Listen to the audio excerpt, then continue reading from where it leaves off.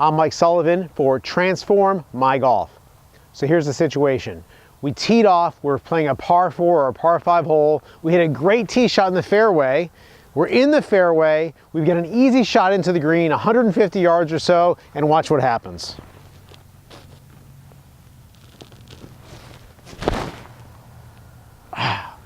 Chunked it. It's so frustrating when we do finally get a good shot in the fairway only to have that horrible chunked shot or topped shot. Just lack of solid contact can just drive you absolutely crazy. So let's talk about what's happening as well as what we can do to help correct this. So you'll notice that the shot that I just hit, my ball was positioned right about here, and what happened was I hit the ground before I hit the ball.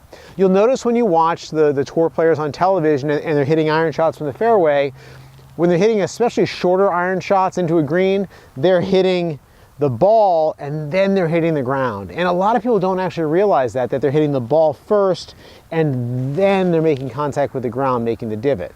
And that actually does make sense that if you want to hit the ball solidly, we want to hit the ball first. So let's look at what's happening.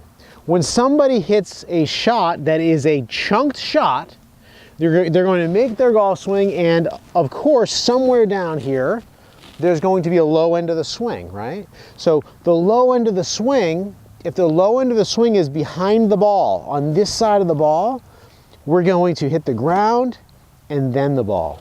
Or if we don't hit the ground at all and the club bottoms out behind the ball, we're going to hit the ball on the way up, and then we'll hit that kind of a thin shot where you make contact like in the middle of the ball up here or really on the top of the ball. So actually, when we have trouble on the golf course and we're hitting a fat shot, a chunk, or a thin shot, or a topped shot, all of those shots, they're really the same problem. And the problem is that we're bottoming out our golf swing on the wrong side of the ball. What we really want to do is we want to make contact with the ball and then the turf, which means, I'll move this ball out of the way so you can see, we want to have our low end of our swing take place after we make contact with the ball. So we need to see divots way up ahead of the ball in practice. Now you'll notice as I'm practicing this, I'm achieving that whole idea about make your divot ahead of the ball. So hey, wouldn't that be easy if I just said to you, okay, make your divot ahead of the ball and you're going to hit great shots. Wouldn't that be great? Super easy. The trouble is we have to practice some skills usually to pull this off. So even when people start to understand that they need the divot to take place ahead of the ball, boy, what happens is they still end up hitting those chunked shots and those thin shots. And the reason is that conceptually, they feel like they need to lift the ball up in the air.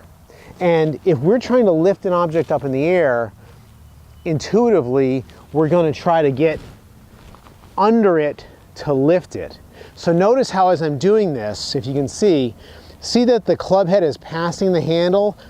Okay, so this is the wrong way to make contact. We want to have the handle lead the club head, and that's going to help us hit the ball and then come down and hit the turf. So when you look at your mid-handicap or your high-handicap golfer, and we show them on slow motion video, what we usually see is them when they're making contact with the ball, that club head passes their hands and they get this little scoop type of a move. And we usually see them do this with weight evenly distributed on their feet or even weight a little bit on their back foot. When we see really good players make really good contact, what we're going to see is a couple things. One is we're going to see the handle of the club leading the club head into impact. And you'll notice that in order to help me do this, it's actually fairly intuitive from this point to start moving weight onto my front foot. So what we want to do is we want to try to achieve an impact position with hands forward, weight forward. So that leads us into a great training aid that we can use called an impact bag. I'm going to grab one right here. Okay, so this is an impact bag. Well, you can get these on Amazon.com. You can get them at a local golf shop, anywhere from $20 to $50. It's a great, great device. And here's the idea. Now that we've got this bag on the ground, we're not trying to lift anything up in the air. We're just trying to make good, solid contact with this bag. One little tip here is when we get this bag, position the middle of the bag, like the leading edge, right about in the middle of our stance, about where our ball would be. We want to set up with the club a few inches off the ground. We don't want to set up with the club down here because then it gets kind of confusing how things are working. So we're going to set up here. It really does work the same as if we're putting it on the ground, but we can see what's happening better. And what I want to do is I want to think about the shaft here hitting the bag, not so much the club face. So if I get that shaft to hit the bag first, see how those hands lead that club head?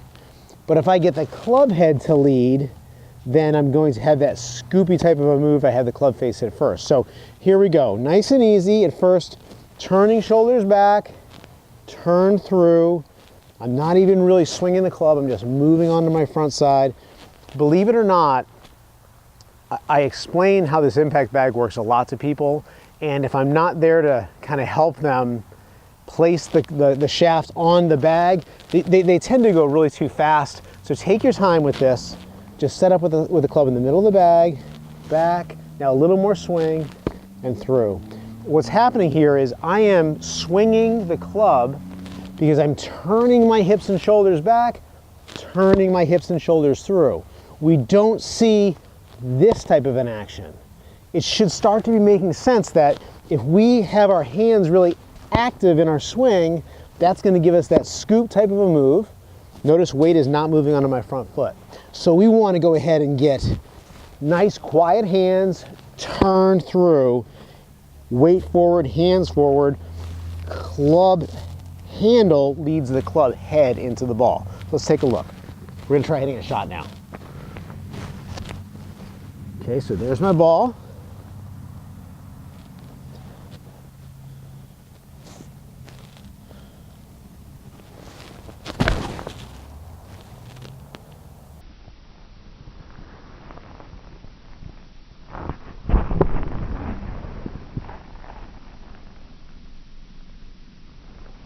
Okay, so that was solid. So my ball was positioned right about here, ball and then turf. So if we can get the low end of that swing ahead of the ball, that's really going to make an unbelievable difference in our solid contact. So we're going to be able to much more accurately hit the green, get the ball in the green, lower our scores, and have a lot more fun at this game of golf. We'd love to know if you found this video helpful, so please be sure to leave comments and feedback right below the video.